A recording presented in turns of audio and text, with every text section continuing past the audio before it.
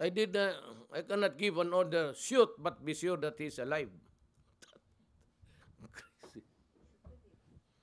Oh, shoot, but make sure that he's alive.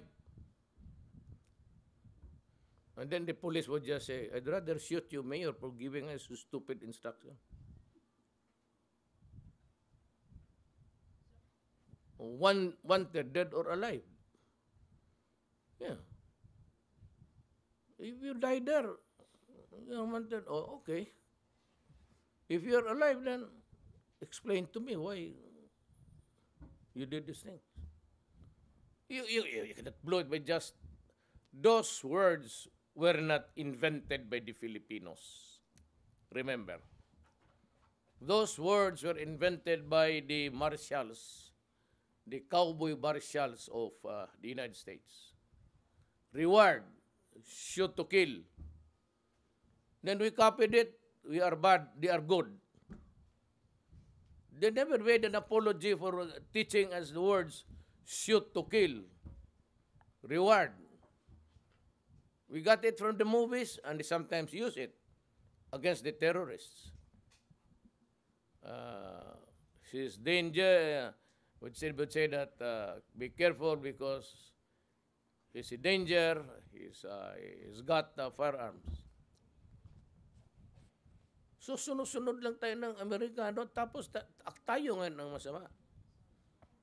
What just was you gave the orders to shoot to kill. Yes, but because the Americans use it, why can't I use it?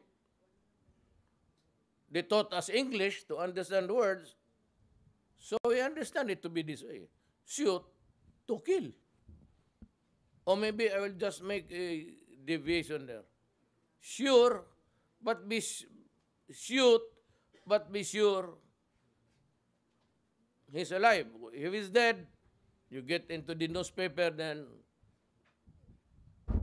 UN will come again and ayaw ko kasi because you do not do that because you are interfering in the sovereignty of a country. I am now really very serious. Do not take away by just giving an stupid explanation because you are infringing into the territory of the sovereignty of the country.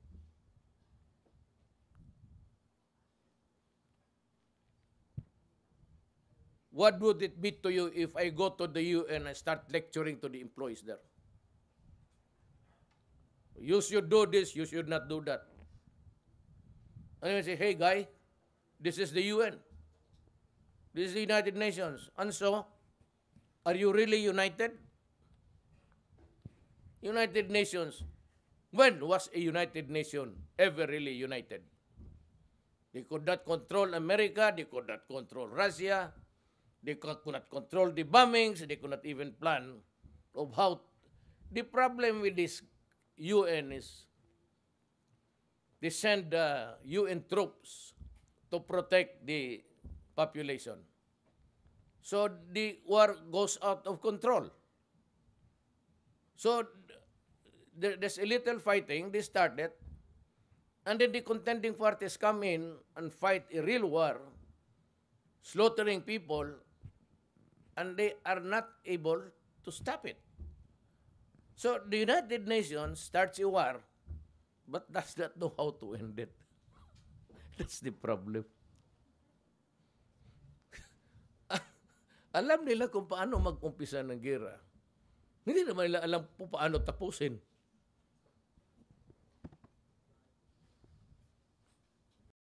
When Iraq was being invaded, on the very slim excuse that there were weapons of mass destruction, they were not able to stop the United Nations. Maybe you're guessing, guys. The truth has really come out. There was none at all. So, what happened to the country? The United Nations never stopped it. It allowed a war to start. Now they are climbing here and there to stop it. and you come and interfere in my country because there are now criminals killed or even people killed. There is not even a judicial finding that these guys were innocents or these guys were really the gangster. And you just count the bodies there and say that, the United Nations must come in. My God, do you really know what you are doing? Isinali pa sa yung presidente to give a word because you rely on the NGOs. And there is a lady there who keeps on also prodding people. Pilipina yan, nandyan sa United Nations. Nagbibigay ng intriga. At tapos, ito namang newspaper na pick up,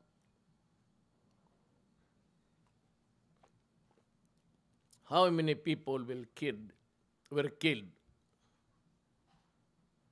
by that 600 or 3 million drug addicts? Do you have the count? We have. How many? More than the criminals that are killed today. And who are these victims? Wives, workers, students. And yet you only know how to count correctly when you are counting the carcass of these dead criminals. Cannot even a kind language or sentence of those who have died in the wake of a drug problem as serious as the Philippines. So the next time you issue it, I do not want to insult you. But maybe we'll just have to decide to separate from the United Nations. Kung ganun kayo kabastos, putang ina, umalis na kami dyan sa inyo.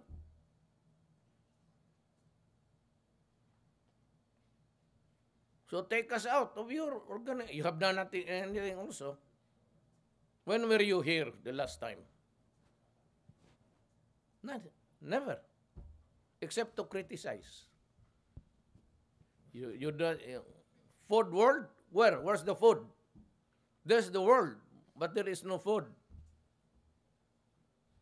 World Hunger Organization maybe.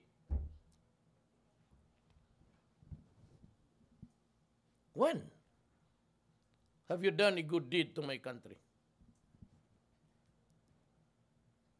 See, you are contributing money. I said, you remember. Okay, we go out. And I would invite everybody.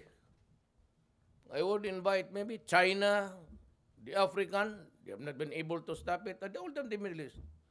Why don't we just form another organization? Why do you have to listen to this stupid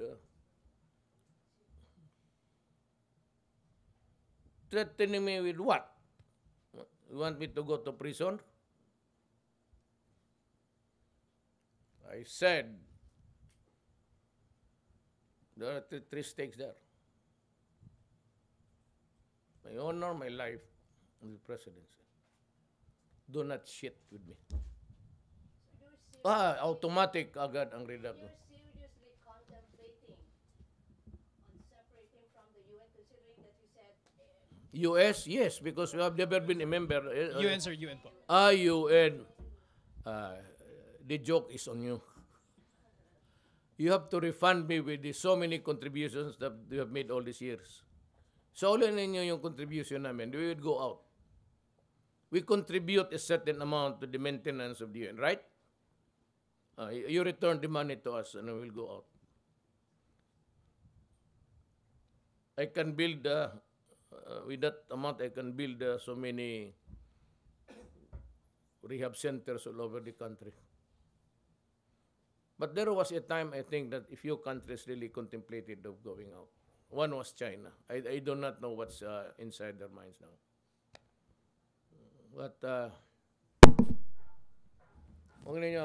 because it's an affront when you do that. If it is really the Congress or the people of the Philippines would say that I am not doing enough, I would verily accept that. But you do not just throw that kind of allegation or statement without coming even here to just relying on the reports of the newspapers. That's what you do. That's what you do. Newspapers and these tabloids. And you make criticisms against the... Remember that I'm not a mayor anymore. I represent the country. Kindly do not do it. So I'd like to talk to that said alleged expert of the UN. I demand that he comes here. Or if he wants, we can go somewhere else to a third country. Let him talk to me and let him face me with hard facts. Not newspaper clippings because,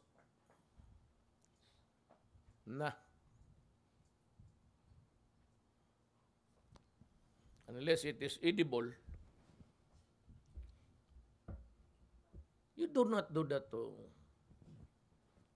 just go around insulting people. You know, United Nations, if you can say one bad thing about me, I can give you 10. But I tell you, you are an inutile. Because if you are really true to your mandate, you could have stopped all these wars and killing. 500,000 already killed in. But the goal to call by attention, nagpapadala ka dyan sa mga NGO, mga newspaper clippings and critical. All you do is to read editorials. What have you done for the world, Mr. United Nations? At yung tao na yung expert ninyo, let me, if he comes here, to tell him straight. Mayor Duterte would ask only 5 questions to prove that you're stupid. Only 5 questions. He will just ask you to answer 5 questions. And he will prove to the world that you are a very stupid expert. As if I did. You must remember, baka akala nito, I took AB Foreign Service. Check it out with Lyceum. Political science, then I add another one. Because I had an accident, so motors accident, one of the many. So na-late ako ng isang semester. So may extra time I took Foreign Service. Consular practice and procedure, geopolitics, world trade, international trade. Baka ninyo kayo putang ina. Uy, mga ulol. Let's have a debate. Hindi nga ninyo ma-enforce yung mga order ninyo dyan. Ninyo mga tapos-tapos yung patayan. Then you worry about the lives of criminal, with the bones of the criminals piling up. And so, how about the bones of the other guy on the side? Those who were killed innocently. Had we not stopped it, so the count will continue in favor of the criminals. Just imagine kung hindi, had I not been the president. And the top narco general was the military aide of a presidential candidate. What would have happened to this country? Gentlemen and ladies, it's 3 o'clock in the morning. And if somebody knows the song, All That I Ask of You. It's 3 in the morning. Sir, babula lang, sir. Sir. Please, let me go home. Sir, hindi kayo magkaroon ng serious repercussions po yung statements na binigay nyo about UN just now, sir? What is repercussions? I don't give a shit to them. They are the ones interfering. You know what? They should have started it with the protocol. No, they would have said somebody to talk to me. Or at least the rapporteur. You do not go out and just give a shitting statement against a country. What repercussions? You have fallen short of the protocol needed for respect. And you want me to respect you. You must be a shit. Dapat ganun, presidente na ginaganon mo. Huwag mo munang ipadala dyan. Do not criticize immediately. Itong si Yutat naman, how do you pronounce the word? He should have written me a letter addressed to the Foreign Service. Mr. President, can we have your... My performance as a mayor has nothing to do with it.